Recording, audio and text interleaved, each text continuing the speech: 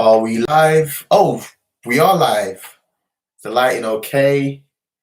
I think the lighting is great. I've actually never done this before. Welcome back to my channel, JVCEO. There's been something ongoing, and I thought I'll literally just give my thoughts on it, raw, unedited, and just put it all on YouTube for the whole world to see. It's about coronavirus. And I'll be honest with you. I mean, I'm usually the type to, downplay anything and everything. I usually say, oh, no, it's not really that serious. Like, everyone's overreacting. But upon doing a little digging and looking at some numbers, I'm actually starting to think, hold on, maybe there are some cause, maybe there is a reason to get worried, but maybe not overly worried, but maybe there still is a reason to get worried. So coronavirus started around around January. We are in March at the moment. I think for me, the peculiar thing about coronavirus is the fact that it literally transmits, silently. And sometimes, you could show no symptoms, even though, you probably already have the virus in you. That's number one. Number two, it's also the fact that, it's, what do you call it? The infestation rate is crazy. So, to put a few numbers out there, I was looking at some numbers, and as of the 14th of March, what's today? Today is the 15th. Sorry, as of the 15th of March, there was 140,000 cases worldwide. And now on the 15th of March, there's around 167,000 cases worldwide. That's an increase of 27,000 people in like 2 days or less. And obviously now we could probably think, it's not going to affect us. It's not going to affect my family. It's not going to affect, people that I care about. But you start to think about these numbers and start to think about, these numbers multiplying. What happens when, the numbers are multiplying by 500,000 people a day, 1 million people a day, 2 million people a day. So that's what the scary, that's why it's scary to me, I think it's been interesting. I'm drinking coffee actually, so my tongue might be a little brown at the moment. But I also think it's quite interesting that people, rather than running off to get food, have all run out to the grocery stores to get tissue. I think it's a phenomenon that's taking place everywhere, that being in the US, that being in the UK. And I just think, mate, I mean, if the world is ending, quote unquote, or, if we're all going to be like quarantined for however long, I mean, the most important thing for you to get is, of course, food, like food that would last you a while, tins and long-lasting food and stuff like that. Not really toilet rolls. But anyways, it is what it is. With that being said, actually, I'm going to give you guys some knowledge on this. I really found it interesting. I was doing some research today and I came across the website. Go to corona.help, and literally it's a fantastic website. It gives you all the numbers, country by country, and also the worldwide numbers as well. So it gives you the numbers of how many people are infected, and also how many people have died and how many people recovered. Because unfortunately, obviously, the news at the moment, they're only keen on reporting on new cases and death, cases that results in death. But unfortunately, they're not equally reporting on cases where people have survived. So I think that's why there's a bit more panic around it, So that's that. So corona.help would give you a lot more detail on that. And it's just important to have an idea of what's going on around the world and stuff. So an example being, I was actually contemplating going to Nigeria and Portugal, but I wasn't too keen on booking my flights yet, because I was thinking, what if it gets cancelled and this and that? And all I did was I went on the site, and then I realized that these two countries actually have a very, very low count of infected people. And secondly, they also had literally 0 deaths. So I thought, you know what, it's fairly safe to book my flights to those places. But hit me up. What do you think? Tell me in the comment section. What do you think about all the government closing down their borders? And what does a future look like when everyone closes their borders? What happens when the UK closes their borders, the US closes their borders? What happens to people that travel for business, people that travel for pleasure? Is interesting, and I think what's more concerning about coronavirus is I don't believe we've seen the worst of it. I think we've probably just seen the early start of it, and I think it's going to be a very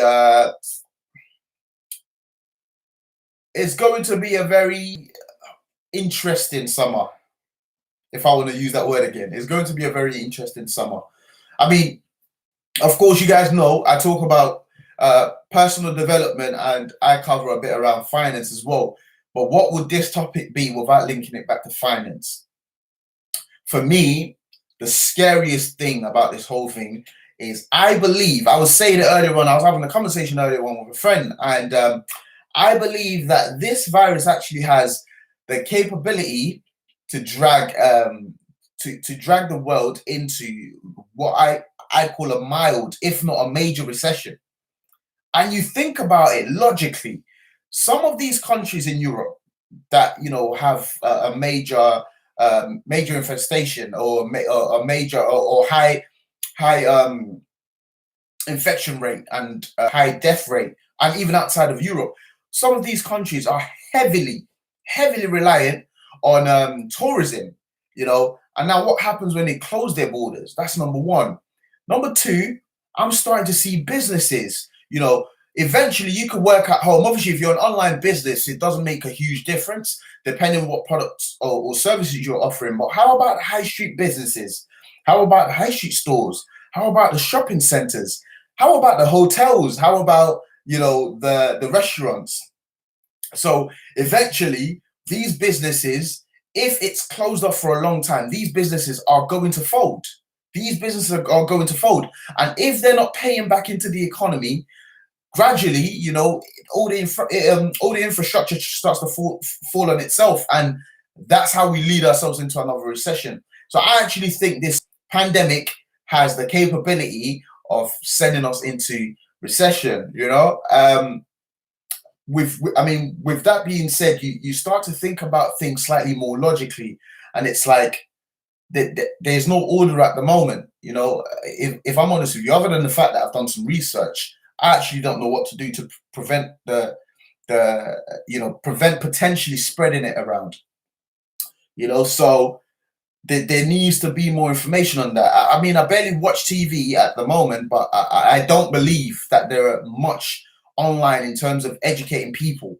The government should be running campaigns, educating people on what to do to actually prevent this virus just multiplying and snowballing into something that becomes totally uncontrollable.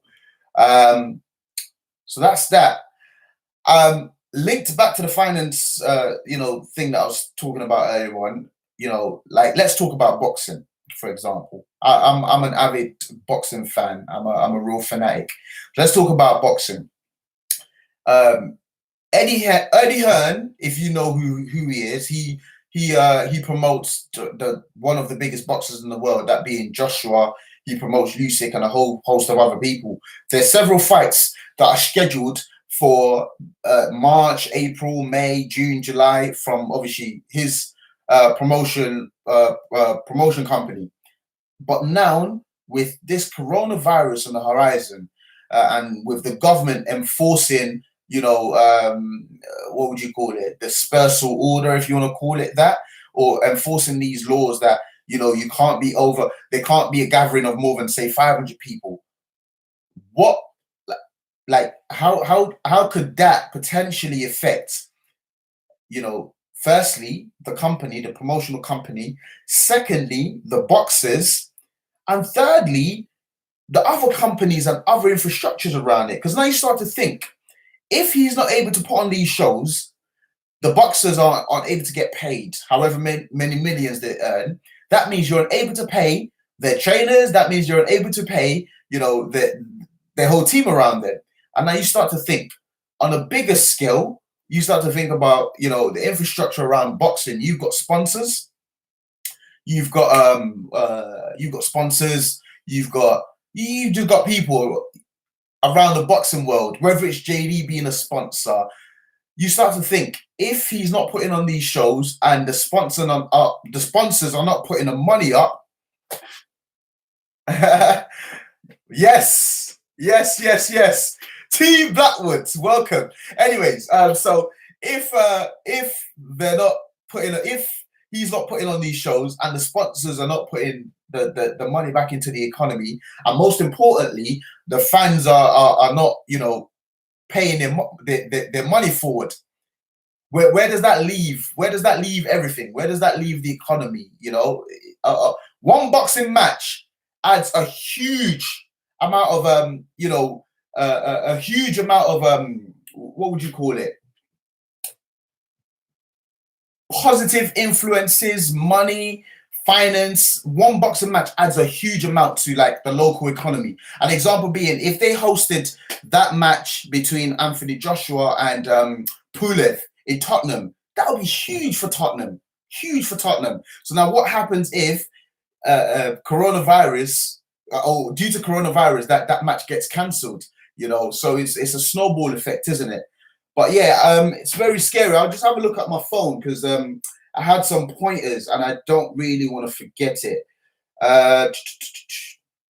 Oh, by the way, very importantly, right? I do think that the government are being sneaky in the way they choose to handle this pandemic. Firstly, there's about 1,400 cases reported in the UK, and it's about 21 deaths at the moment, right? But I think that it's underreported. The reason being, I know some people, and I know people that work in the NHS, and they're advising potential victims to self-quarantine. So if you're advising potential victims to self-quarantine and you're not able to truly ascertain whether they're infected or not, then that figure is probably twice or three times higher.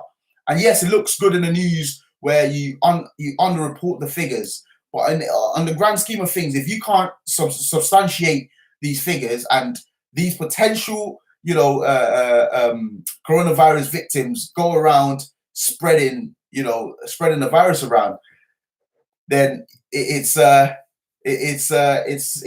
would be a sad world for everyone, So with that being said as well, you even think about countries like, would you call it a third world country? But let's say Iran, for example.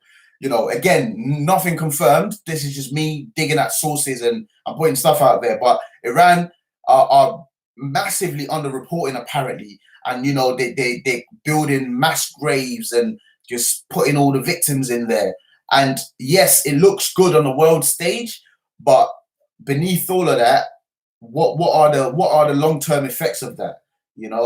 It's scary. It's scary. I'll be honest with you. And I'm not one to panic over anything or to panic over things that I don't think are worth panicking over. But to have a virus that actually breaks through borders and doesn't discriminate, it's a scary scene. Right. But actually, I will say massive credit to China. Massive credit to China. The way they've dealt with the virus, I mean, obviously originated in Wuhan, China, but the way they've dealt with it, and from just what I see on social media, is truly impressive. Firstly, the construction of a hospital. Seen the news about. Firstly, the construction of the hospital in a little over 4 days. That's super impressive. Secondly, I'm sure you've probably seen videos on social media where they just go around spraying up the whole streets and disinfecting the streets and stuff. And obviously, it's more large scale there, so they probably need those extreme measures. But I think that's really impressive. Another thing that we need to bear in mind as well is I think there's this false notion that coronavirus only affects the elderly and the kids. But you got to remember, those are the factors mostly prevalent in China, right? Now, when you come into the Western world,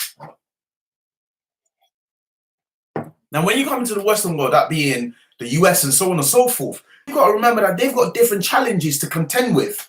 They've got obesity, which potentially, because I was reading some sources from some research and stuff that was done by a doctor, you know, potentially that could most certainly, you know, exaggerate and, you know, lead to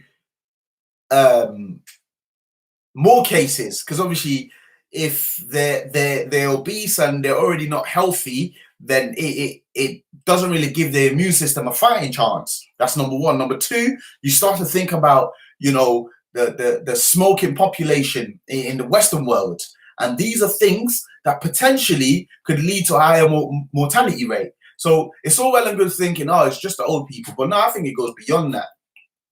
But yeah, this live is actually not a bad thing. I've never tried it before. So if you don't know, I'm very new to YouTube. I've only been on YouTube for probably about 3 months, and I am genuinely enjoying it because I'm literally in my element, you know. But I've never done a live video before, and I thought, you know what, I just off the dome, come on live, have a conversation with you guys, and yeah.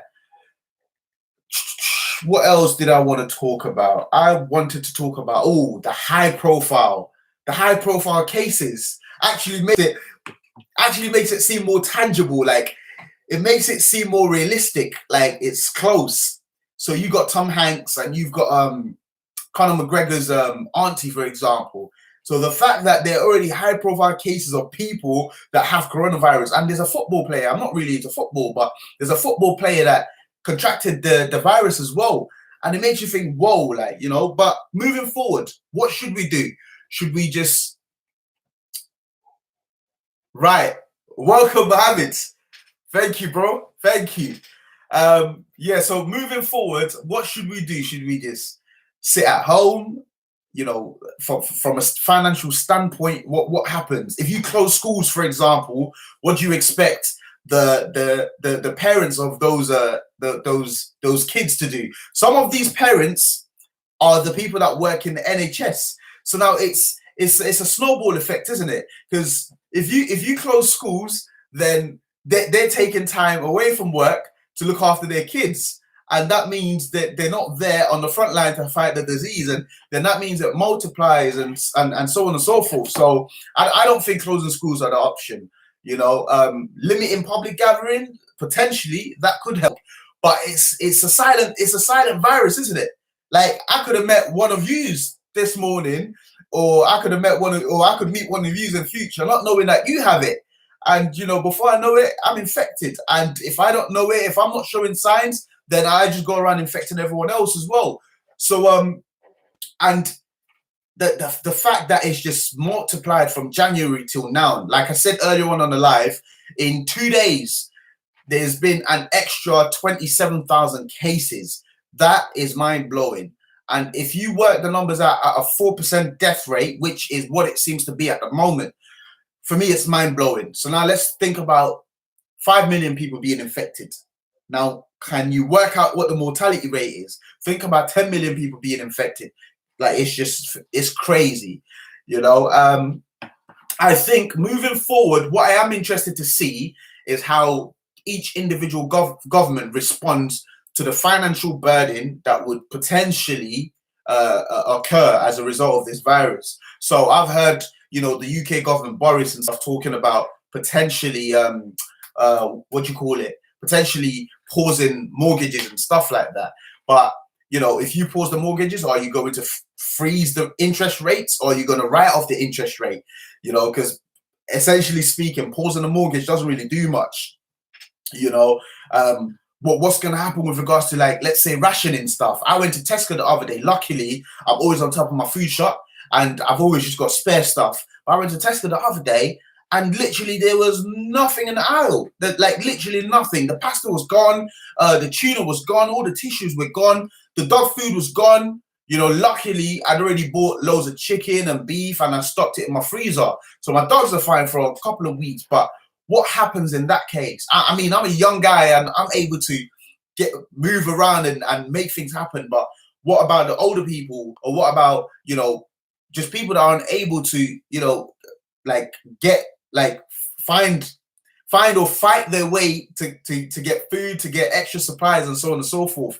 Are we going to go back to rationing, which apparently that's what it was during the Second World War and stuff like that? So yeah. Anyways, look, it's been a really interesting live. I've been on for about 20 minutes now. Finally, actually, I'm going to say one last thing and then I'm going to go, right? The last thing I'm going to say, I was reading earlier on today, and Portugal and Italy are potentially leaving the Eurozone as a result of the virus. That is huge. That's a massive news. Because you think about it, they're leaving the Eurozone, and apparently, you know, these companies are these countries are on the brink of a recession, and they're not happy as to the lack of support that the top Eurozone countries are currently providing to them. So, you know, it's potentially catastrophic. Where does that leave everything? Where does that leave the whole world? Where does that leave people that just travel? I'm a traveler, you know, and what happens if one of these countries actually go into a recession? If you guys remember, I think in around 3 or 4 years ago, you remember what happened with Greece? You know, what happens if one of these countries go into a recession? It's a snowball effect, and it drags everything else around it in, and it just caves in. So anyways, I am hopeful that obviously some sort of vaccination pops out in future. But wash your hands, cover your mouth, and look after one another. Good luck. God bless. Thank you. Thank you, Mohammed. Thank you, Cruz, and thank you, thank you, Blackwoods, because that's what you got your name up as. But yeah, thank you, and hopefully you guys enjoyed the live, and hopefully we get more audience, or more of an audience on the next one. Anyways, have a great weekend, and stay safe out there. JV CEO signing out.